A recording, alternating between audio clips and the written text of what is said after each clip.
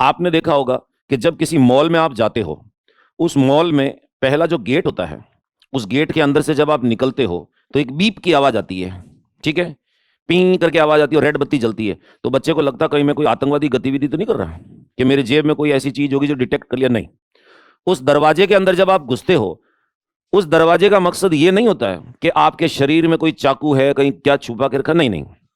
उसमें ऊपर red colour की एक बत्ती होती है और एक ग्रीन कलर की बत्ती होती है।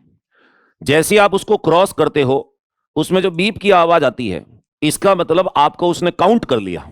क्या कर लिया? काउंट कर लिया। अब बच्चा बोले सर वो लगाते क्यों है फिर? जब उसका मकसद ये नहीं है कि हम चाकू हथियार क्या लेकर जा रहे हैं, उसका मकसद ही नहीं है, तो फिर क्यों लगाते? जितने भी मॉल वाले होते हैं उनको एक फुटस्टेप नोट करने होते हैं कि 24 घंटे में हमारे मॉल में कितने लोग आए, कितने ग्राहक आए। शाम को कैलकुलेशन की जाती है कि साहब इस काउंटर के अंदर में, इस काउंट के अंदर में 20,000 बीप बजी आज। इसका मतलब एक दिन में मॉल में कितने आए? 20,000। अगले दिन मान लो 5,000 ही बीप बजी, तो वो बोलते साहब ग्राहकी मंदी रही, यानी लोगों की संख्या कम हो गई। तो ये जो बीप बजती है, ये सिर्फ लोगों की संख्या ज्ञात करने के लिए।